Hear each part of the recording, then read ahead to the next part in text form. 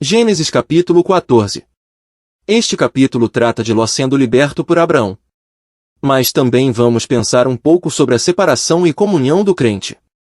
E finalizamos com o rei de Sodoma e o misterioso homem chamado Melquisedeque. Nesta ação de Abraão para com Ló, vamos o destaque da manifestação de amor fraternal. Aqui é-nos feito o relato histórico da revolta de 5 reis contra Quedorlaomer e da batalha que se seguiu. O Espírito de Deus pode ocupar-se dos movimentos de reis e seus exércitos, quando tais movimentos são de qualquer maneira ligados com o povo de Deus. No caso presente, Abraão, pessoalmente, nada tinha a ver em absoluto com a revolta ou as suas consequências. A sua tenda e o altar não eram um motivo crível para uma declaração de guerra, nem tampouco para serem afetados pela luta ou seus resultados. A parte que pertence a um homem celestial nunca pode, de qualquer modo, tentar a cobiça nem excitar a ambição de reis e conquistadores deste mundo. Mas embora Abraão não fosse prejudicado pela luta de 4 reis contra 5, todavia Ló era. A sua posição era tal que o comprometia com todo o acontecimento. Enquanto pudermos, pela graça, seguir no caminho da fé, seremos afastados inteiramente do curso das circunstâncias deste mundo, porém se abandonarmos a nossa elevada e santa posição como aqueles cuja cidade está nos céus, e buscarmos um nome, um lugar e um quinhão na terra, devemos esperar sofrer as consequências das convulsões e vicissitudes do mundo. Ló estabelecera sua morada na campina de Sodoma, e foi, portanto, profundamente atingido pelas guerras de Sodoma. Sempre assim será. E uma coisa amarga e dolorosa para um filho de Deus imiscuir-se com os filhos deste mundo. Nunca poderá fazê-lo sem grave prejuízo para a sua própria alma, bem como para o testemunho que lhe está confiado. Que testemunho deu Ló em Sodoma? Um testemunho muito fraco, na verdade, se é que deu algum testemunho. O próprio fato de se ter estabelecido ali foi o golpe mortal no seu testemunho. Ter dito uma palavra contra Sodoma e os seus caminhos teria sido condenar-se a si próprio, pois, por que razão estava ele ali? Mas, na verdade, não parece, de modo nenhum, que testemunhar de Deus fizesse parte do seu objetivo armando as suas tendas até Sodoma.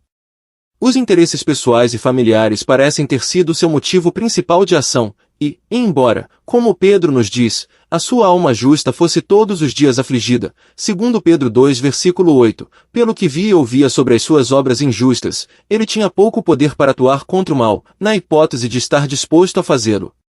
É importante notarmos, debaixo do ponto de vista prático, que não podemos ser regidos por 2 objetivos ao mesmo tempo. Por exemplo, eu não posso ter perante mim, como objetivos, os meus interesses mundanos e os interesses do Evangelho de Cristo. Se me dirijo a uma cidade com o fim de tratar dos meus negócios, então, claramente, o negócio é o meu objetivo, e não o Evangelho.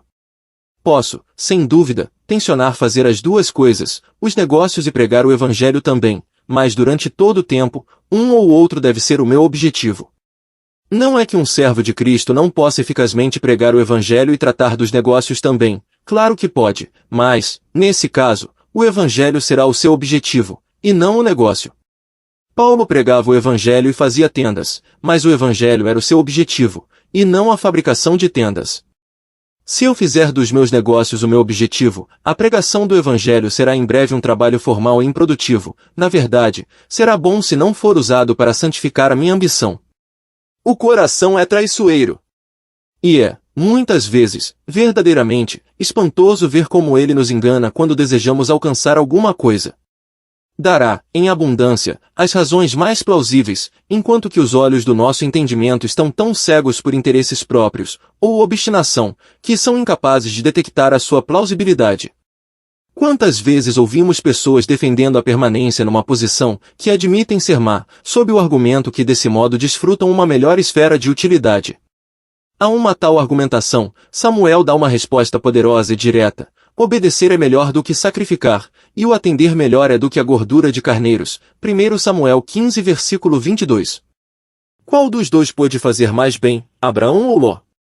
Não é a história destes 2 homens uma prova indiscutível de que o meio mais eficaz de servir o mundo é ser-se fiel para com ele por meio da separação, e testificar contra ele? Agora consideremos a separação e comunhão do crente. Mas recorde-se que separação genuína do mundo só pode ser o resultado de comunhão com Deus. Eu posso excluir-me do mundo e constituir-me o centro do meu ser, à semelhança de um monge ou de um cínico. Contudo, separação para Deus é uma coisa muito diferente. Uma esfria e contrai-se, a outra aquece e expande. Aquela lança-nos sobre nós próprios, esta faz-nos sair em atividade e amor pelos outros. A primeira faz da personalidade e dos seus interesses o nosso centro, a última faz de Deus e a sua glória o nosso centro. Assim, no caso de Abraão, vemos que o próprio fato da sua separação habilitou-o a prestar um serviço eficaz àquele que se havia metido em dificuldades pelos seus caminhos mundanos. Ouvindo, pois, Abrão que o seu irmão estava preso, armou os seus criados, nascidos em sua casa, 318, e os perseguiu até Dan, e tornou a trazer toda a fazenda e tornou a trazer também a Ló, seu irmão, e a sua fazenda, e também as mulheres, e o povo. Ló era, afinal, irmão de Abraão, e o amor fraterno deve atuar.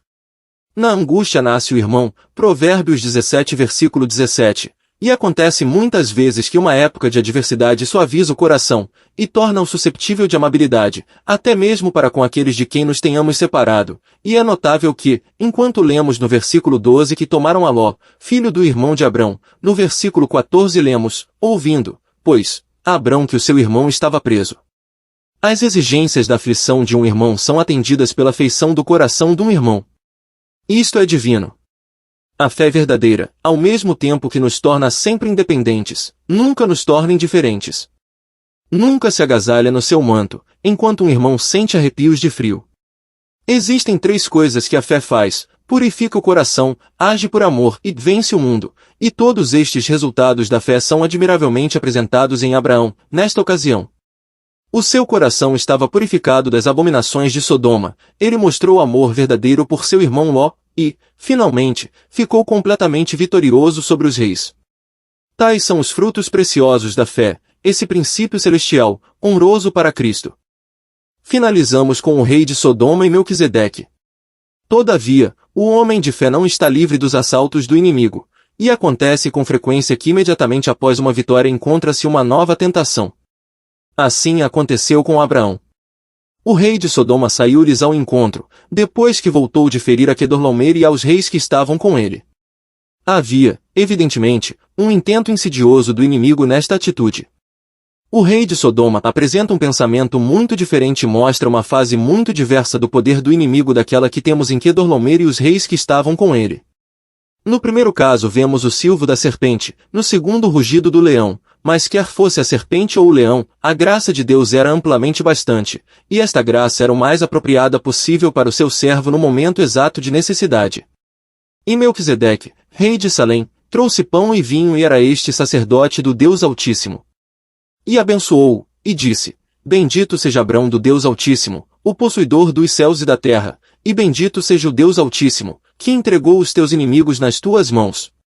Aqui, vemos em primeiro lugar o ponto especial em que Melquisedeque entra em cena, e, em segundo lugar, o efeito duplo do seu ministério. Ele não apareceu quando Abraão foi em perseguição de Quedorlaomer, mas quando o rei de Sodoma foi atrás de Abraão. Isto faz uma grande diferença moral. Um caráter mais profundo de comunhão era necessário para enfrentar o maior aspecto do conflito. E, depois, quanto ao ministério, o pão e o vinho animaram o espírito de Abraão, depois do seu conflito com Quedorlaomer, ao passo que a bênção preparou o seu coração para o conflito com o rei de Sodoma. Abraão era um vencedor, e todavia estava prestes a ser um contendor, e o sacerdote real animou o espírito do vencedor e fortificou o coração do combatente. E particularmente agradável observar a maneira como Melquisedeque apresenta Deus aos pensamentos de Abraão. Fala dele como o Deus Altíssimo, o possuidor dos céus e da terra, e, não somente isto, mas declara Abraão bendito do mesmo Deus. Isto era efetivamente prepará-lo para o encontro com o rei de Sodoma. Um homem que era bendito de Deus não precisava de tomar coisa alguma do inimigo, e se o possuidor dos céus e da terra enchia sua visão, os bens de Sodoma podiam ter apenas pouca sedução. Por isso, como podia esperar-se, quando o rei de Sodoma faz a sua proposta, dá-me a minhas almas e a fazenda toma para ti, Abraão responde, levantei minha mão ao Senhor, o Deus Altíssimo, o possuidor dos céus e da terra, e juro que desde um fio até a correia de um sapato, não tomarei coisa alguma de tudo que é teu, para que não digas, eu enriqueci Abrão. Abraão recusa ser enriquecido pelo rei de Sodoma. Como poderia ele pensar em libertar Ló do poder do mundo, se ele próprio fosse governado por ele? O único meio de libertar outro é o próprio estar inteiramente libertado. Enquanto eu permanecer no fogo é-me de todo impossível tirar alguém dele. O caminho de separação é o caminho de poder, assim como o caminho da paz e bem-aventurança.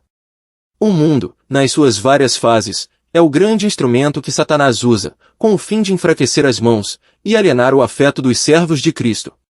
Porém, bendito seja Deus, quando o coração lhe é fiel, ele vem sempre para animar, fortalecer e fortificar, no momento oportuno.